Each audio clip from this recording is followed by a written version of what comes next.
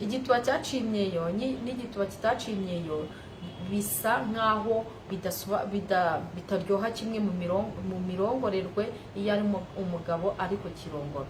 Igituba cyaciye imyeyo ni igituba gisa nk'igihora gifite buriya yo gusura inyuma gato ku mavangingo. Igituba cyaciye imyeyo kibika amazi, iriya mishino ibika amazi, ariko wa mugore waciye imyeyo kwa yuko iyo bagiye kumunyaza ya mavangingo agwa kunda y'umugabo cyangwa ugasaba umugabo amuguye mu gatuza, nibyo byishimo by'umugabo yumva bimuryohera kwa yuko wa mugore yaciye imyeyo. Rero umugore utaraciye imyeyo aba afite 100% kuba afite ipfunwe ryo kuba atatandukanya amaguru imbere y'umugabo, kwa yuko umugabo ikintu areba iyo agiye mu maguru iyo wa mugore, ikintu umugabo yitaho cyane akora ku mishino y'umugore. Usanga umugabo atangira adukoraho gutya, ariko iyo ataciye imyeyo ni hahandi atangiza ashyiramo urutoki, agasa nkaho ari kukurogoza intoki kwa yuko aba yabuze icyo afata mu gituba cyawe nta mishino iriho. Ariko icyiza cy'umugore utaraciye imyeyo, wenda twavuga yuko aba yagutse cyane kwa yuko wa mugabo afitiye imboro nini uba wishakira kurongora ngo arangize, kuko yinjize mu gituba atashaka uburyohe bw'igituba, aho we biramworohera. Ariko waciye imyeyo ahorana uburyohe buryoheye amaso y'umugabo n'imboro, uko ya mishino igenda ifata ku mboro. Urabona imboro uko yinjira mu gituba niko ya misundi igenda ikabakaba ku mboro, bisa nkaho ikurura imboro. Uko imboro iva mu gituba ya mishino ibisa nkaho ikurura ya mboro kugira ngo isubire mu gituba cy'umugore. Niyo mpamvu bihora bisa nkaho bikwegana, ugasanga wa mugabo agahora yumva uburyo akumva igituba ntabwo ari gushaka kukivamo. Isiramuye bari imboro ihorana ububere inyuma ku ruhu kandi igaragara neza kandi iteye na peti. Nkaho yikwinjiyemo uyumva nyumva akenshi urabona imboro isiramuye uriya mutwe w'imboro akenshi uko utabona kiriya gishishwa, abura igishishwa gica peti y'imboro. Nubwo wenda umugabo usiramuye akunda kuryoherwa, ariko umugore n'uryoherwa cyane kwa yuko imboro isiramuye ni ibiryoshye kwa yuko nta gishishwa kiba cyitangira, ibenda ibinyerera igenda ikagera hirya kandi igakora hirya no hino. Abagore batazi uburyohe bw'imboro isiramuye barabisobanura. Abagore batazi uburyohe bw'imboro isiramuye baba bafite ibibazo, ugasanga yifuje hanze imboro isiramuye. Akenshi bituruka imboro isiramuye imeze ite? Imboro isiramuye impamvu imboro isiramuye ikunda kuryoha kandi ikaryohera n'umugore wese. Umugore wese ugasanga atangiye kuyumva hanze, yandi usanga inonganya mu rugo kubera yuko wa mugabo adasiramuye. Burya imboro isiramuye n'idasiramuye biratandukanye. Ni nk'umugabo urongoza Prudence cyangwa n'umugabo urongora umugore we atambaye Prudence, buriya biba bitandukanye. Sasa imboro yasiramuye n'igituba cyaciye imyeyo bimeze bite? Uraduha ishusho nabisobanura. Igituba cyaciye imyeyo gitandukanye n'igituba cyaciye imyeyo. Igituba cyaciye imyeyo n'igituba kitaciye imyeyo bisa nkaho bitaryoha kimwe mu mirongorerwe iyo ari umugabo ariko kirongora. Igituba cyaciye imyeyo ni igituba gisa nk'igihora gifite buriya yo gusura inyuma gato ku mavangingo. Igituba cyaciye imyeyo kibika amazi, iriya mishino ibika amazi, ariko wa mugore waciye imyeyo kwa yuko iyo bagiye kumunyaza ya mavangingo agwa kunda y'umugabo cyangwa ugasaba umugabo amuguye mu gatuza, nibyo byishimo by'umugabo yumva bimuryohera kwa yuko wa mugore yaciye imyeyo. Rero umugore utaraciye imyeyo aba afite 100% kuba afite ipfunwe ryo kuba atatandukanya amaguru imbere y'umugabo, kwa yuko umugabo ikintu areba iyo agiye mu maguru iyo wa mugore, ikintu umugabo yitaho cyane akora ku mishino y'umugore. Usanga umugabo atangira adukoraho gutya, ariko iyo ataciye imyeyo ni hahandi atangiza ashyiramo urutoki, agasa nkaho ari kukurogoza intoki kwa yuko aba yabuze icyo afata mu gituba cyawe nta mishino iriho.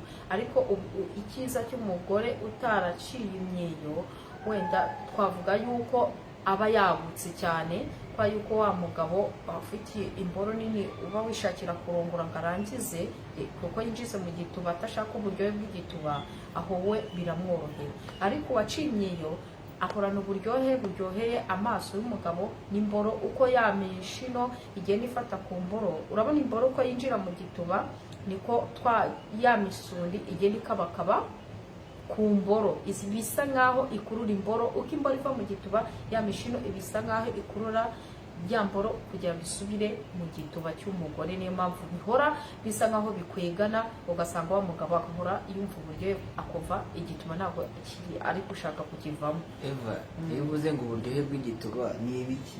Ni ibigizwe igituba: kugira amazi, kugira imishino, kugira ububobere buhoraho kwa ko ya mishino ibika ya mavangingo.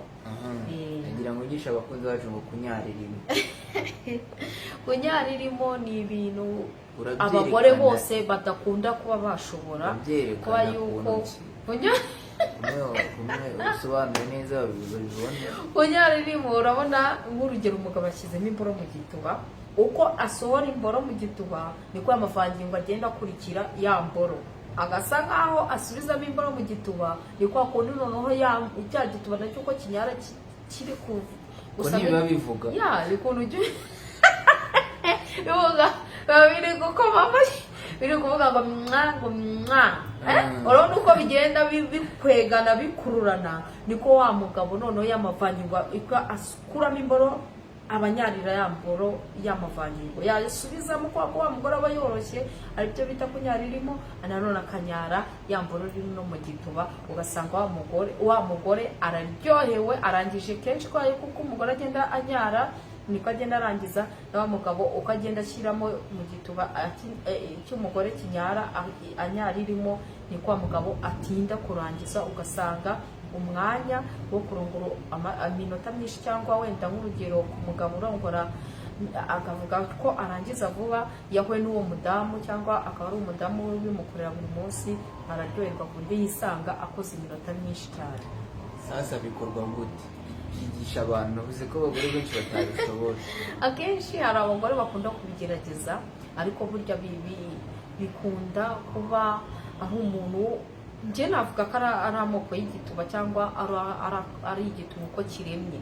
Hari umugore wakoresha no kuba yakoresha ibintu byose bitandukanye, ariko ugasanga agize ububere busanzwe ariko ntagire amavangingo, kubera yuko wenda n'amazi menshi cyangwa n'amazi agira ahagije mu mubiri, cyangwa ari ku gitsina cye n'ubundi kiremye cyangwa giteye, ugasanga niko karemano ameze.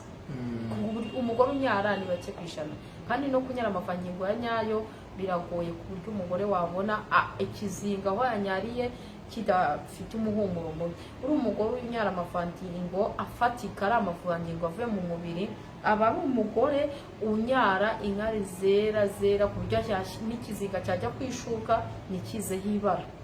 Aba ari umugore unyara amavangingo yera, apana inkari ugasanga yavanze, no, aba ari amavangingo yihariye ukwayo, aba yera ku buryo n'ubwo umugabo yaba ari kumurongora atakumva n'umuhumuro mubi w'amavangingo. Aba ubwayo n'umugabo yayakoresha ku buryo yaba ari no kumusisa mu gituba, yanayakoresha ku buryo yajya amusisa akamurongora, amurongoza ururimi.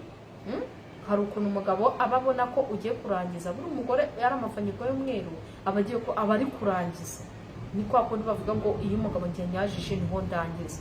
None wa mugabo akatanguranya agata ashyiramo ururimi, akasa nkaho akoresha ururimi kugira ngo wa mugore anyare cyane, noneho birusheho arangize neza, kubera ko ari amavangingo aba yera cyane, y'umweru cyane, burya aba ari kurangiza umugore. Kandi icyo bifasha ku mugabo, buri umugabo ntabwo apfa gusaza mu maso, akorana itoto, kubera yuko ari amavangingo aba aturutse ahantu kure cyane. Ndagira ngo ufate iminota gusobanurira abantu ikintu ngo bita gusisa. Abantu benshi ntabwo bazi ijambo gusisa, ariko ndagira ngo urisesengure. ubibwira abantu gusa hari abantu babyitiranya Gusa ntabwo ari neza. ugufata ngo ugiye ngo gusoma igituba ngo ntabwo ari ukugisoma ahubwo wowe ni ukugiha umwanya ukagiha Ugisingiza. ukagiha umwanya ukagiha umwanya ku buryo umugore yaba muhuye we azakwishakira ugasanga noneho aturutse no mu ntara ntiwamubwiye aho utuye ntiwamubwiye aho uba ntiwamubwiye n'aho ukomoka atangiye kubaririza n'aho utuye kubera kumurongoza ururimi mu gituba hariya bashyiramo imboro. sasa icyo gihe biba byagenze bite ku buryo umuntu w'umugabo afata ururimi rwe akarushyira mu Abagabo benshi barabikunda, ni ibintu bigize igice cy'umubiri bigera ku bwonko vuba kandi bikaryohera ubwonko bigasa nk'aho biturisha umuntu kandi akaryoherwa mu buryo burengeje gushyiramo imboro cyane. Kwa yuko aba kumukirigita hari ahantu habamo ubukirigita bwinshi, none urabona ururimi kwa yuko ruba rworoshye, noneho iyo arushyizemo naho kwa ko haba horoshye kandi niyo handi umugore atangira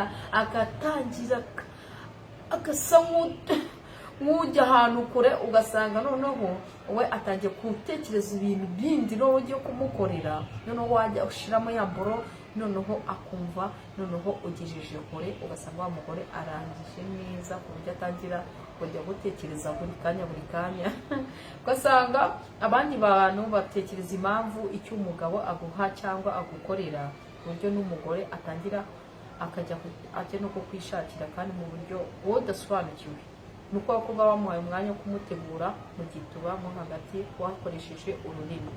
aho ni ku bagore. Sasa ku bagabo bigenda bite? Ku bagabo iyo umugabo akunda gukorerwa kalise wakoresheje ururimi, ari uko wafashe imboro ukayishyira mu kanwa cyangwa ugasa nk'ukoresha ururimi ku mboro yiwe, ugasa nk'usoma amabya, uko ugenda usoma aya mabya imboro iri mu kanwa bumva imeze ite? Ibimeze neza kuko imboro aho iyo irimo mu kanwa nawe uba wumva ko wacometse bibero neza, ewana ugiye kuyonka, ewana ugatangira nawe ukayiha kalise bifatika ku buryo yambura itangira kuzana n'ururenda nawe ukabibona, kuko iba itangira gushyuka cyane, umugabo ku buryo atangira gushyuka nawe ukabibona, agatangira gusa nk'aho afata umutwe, agasa nk'aho ashaka kuba yanakurangiriza no mu kanwa. Rero iyo ubibonye gutyo, wowe ikintu uhita ukora, uhita umuha umwanya akakurongora, uburyo wa mugabo arangiza akamera nk'akabebe kavuye ahantu kure kabushye kagahita karyama kagasinzira.